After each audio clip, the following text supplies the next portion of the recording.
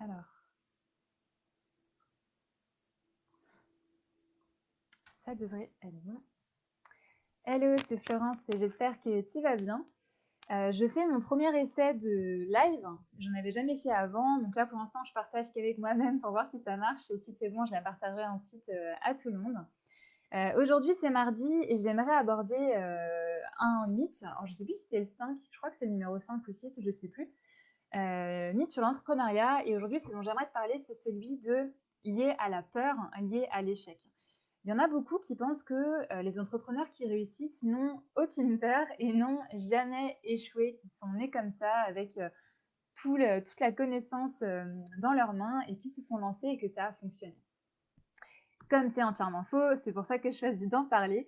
Et il y a vraiment d'abord une chose qui est importante à comprendre, qui est que si tu ne prends pas le risque d'être déçu, si tu ne prends pas le risque d'échouer, eh bien ça veut dire que tu ne prends pas non plus le risque de réussir. Et dans l'entrepreneuriat, tout tourne autour de la prise de risque.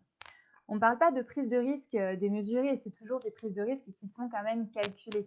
L'idée, si tu es salarié et que tu veux te lancer, c'est pas de tout quitter du jour au lendemain pour tenter et voir où ça va te mener. Ça, c'est un petit peu inconscient. Tu as quand même différentes étapes en amont pour assurer que ça va fonctionner ou en tout cas limiter les erreurs que tu peux faire. Mais ce qui est sûr, c'est qu'un entrepreneur, être entrepreneur, c'est un choix de vie.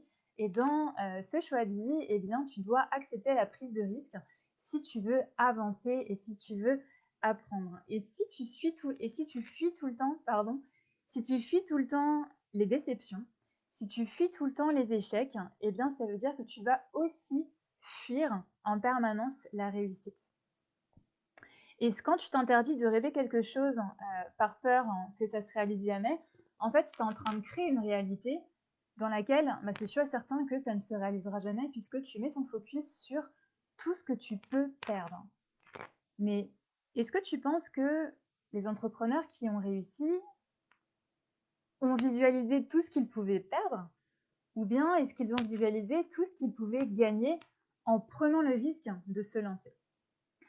Dans les deux cas, c'est la même situation. Tu prends un risque, mais dans une situation, eh bien, tu vas visualiser tous les échecs, tous les trucs qui peuvent mal tourner. Et dans le deuxième scénario, eh bien, tu vas visualiser tout ce qui pourrait arriver, tout ce qui pourrait réussir et quel pourrait être le bénéfice qui ressortirait de tout ça.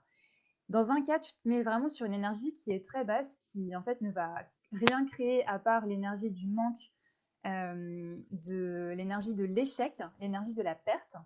Et de l'autre côté, eh bien, tu vas te mettre sur une énergie qui sera beaucoup plus haute, qui va créer l'énergie de l'abondance, de la réussite et de l'apprentissage, en fait. Et la question que j'ai pour toi aujourd'hui, c'est si jusqu'à ici, tu n'as jamais osé prendre des risques parce que tu avais peur, demande-toi, est-ce que ça vaut réellement l'énergie que ça te coûte de t'empêcher d'accéder à tes rêves, de t'empêcher d'accéder à tes désirs? Quelle énergie est-ce que ça te coûte au final de te priver d'y aller? Tous les regrets qu'il y a derrière, et si seulement j'avais le courage, ah j'aurais dû, et si seulement j'avais fait comme ça, au final tout ça, ça te prend de l'énergie. Et est-ce que l'énergie que ça te demande en te privant d'aller vers quelque chose qui t'attire, est-ce que ça vaut le coup? Ou est-ce que ça serait pas plus porteur de te laisser porter par l'énergie du désir et de te laisser y aller? Ça, c'est une question qui est importante de te poser. Et quand tu entreprends, c'est aussi important de comprendre que, je sais que c'est une notion difficile, mais en réalité, la peur, c'est une illusion. La peur, c'est juste, dans nos temps modernes, la peur, c'est une illusion. C'est juste ton cerveau reptilien qui se met en route parce que tu as de l'instinct de survie et que quand quelque chose te fait peur, ton instinct de survie te dit de fuir. Sauf qu'aujourd'hui, tu n'as plus de prédateurs qui sont à ta poursuite. Et du coup, cette peur, ça n'est qu'une information, un peu comme un GPS, qui va te pointer la direction dans laquelle tu dois en réalité aller. Plus tu as peur de faire quelque chose en général et plus tu as besoin de faire ce quelque chose-là. Et l'échec n'existe pas. Dans la vie, mais dans l'entrepreneuriat encore plus, l'échec n'existe pas parce qu'à chaque fois que tu fais quelque chose, tu vas toujours apprendre. Et c'est intéressant de te demander quelle est ta définition de l'échec et quelle est ta définition de la réussite. Et si tu considères tous les échecs que tu peux avoir, est-ce que tu penses vraiment que c'est une réalité dans laquelle tu pourras réussir? Plutôt que de considérer toutes les réussites, tous les apprentissages que tu peux créer. Là, dans les deux cas, tu es en train de créer une réalité. Dans un cas, tu crées la réalité, tu choisis de n'être qu'à 10% de ta vie, donc à 10% de ton kiff. Mais la question derrière, une fois que tu mets de la conscience dessus, donc là, je te dis ça vraiment sans jugement, c'est vraiment pour conscientiser le truc.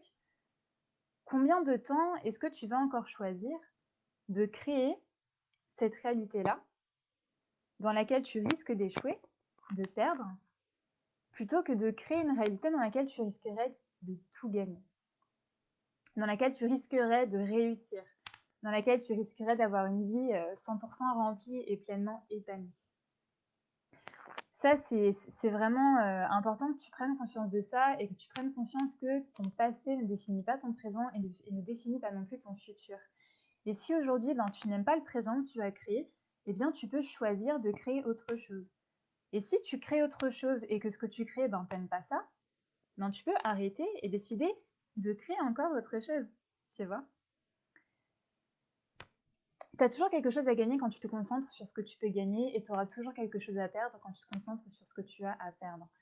Mais dans toutes les personnes qui ont réussi et qui t'inspirent aujourd'hui, qui ont de l'argent, qui ont plein de clients, qui font peut-être des conférences, qui sont connues au niveau national ou peut-être mondial, toutes ces personnes-là, elles ont autant peur que toi et à chaque escalier que tu vas monter, à chaque niveau que tu vas dépasser, tu auras toujours peur puisque quand tu changes de classe, donc tu augmentes de niveau, tu te retrouves sur l'échelle 0 et tu dois choisir de la regrimper cette échelle. Et ça, tout niveau confondu, tous les entrepreneurs passent par cet état-là. Mais ceux qui réussissent choisissent d'aller vers leur peur. Parce qu'elles savent que toutes les peurs qu'il y a derrière ne sont que des illusions qui ne vont probablement jamais arriver. Et dans 80% du temps, toutes les peurs que tu visualises au final sont infondées et n'arrivent jamais. C'est un peu le scénario catastrophe. Mais tu as aussi le scénario de la réussite que tu peux visualiser.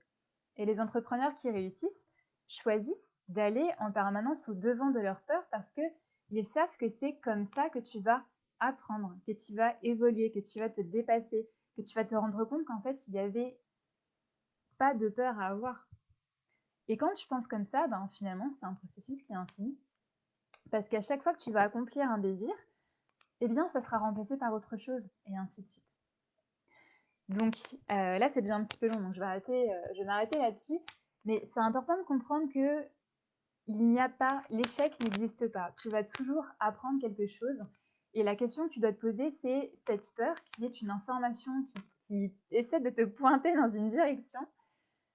C'est pas la direction à choisir, c'est pas ta tête que tu dois suivre, c'est ton cœur. Ok, ton cœur, lui, il sait où il faut aller, mais c'est toi avec toi-même de choisir si tu veux laisser ton cœur te guider ou bien si tu veux laisser ton mental, ton cerveau reptilien, te freiner. Donc, cette peur, est-ce que tu veux la transformer en un frein qui sera gangrénant et qui te gardera dans l'énergie de la perte, dans l'énergie du manque, ou est-ce que tu veux te mettre dans une posture d'ouverture et transformer cette peur en un moteur qui sera porteur, qui va t'aider à te dépasser, qui va t'aider à te rendre compte que tes peurs sont infondées.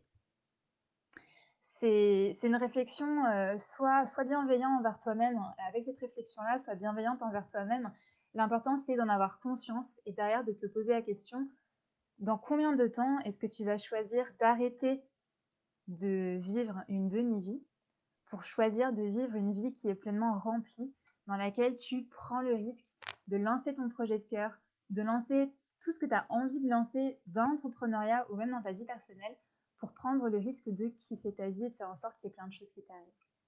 Je te laisse là-dessus, je te remercie pour ton écoute. Si tu as des questions par rapport à ça, tu sais où me trouver. Et si tu veux aller plus loin sur ce sujet-là, je t'invite à participer à la collective Boost Week, qui est une formation gratuite et live que j'organise la semaine prochaine. Tu as toutes les informations sur ma photo de couverture sur mon profil personnel. Donc clique dessus, tu auras les liens qui vont apparaître. Et si tu veux plus d'infos, tu peux toujours me contacter en message privé et je serai ravie de t'en dire plus. Je te dis à très bientôt et je te fais des bisous. Ciao!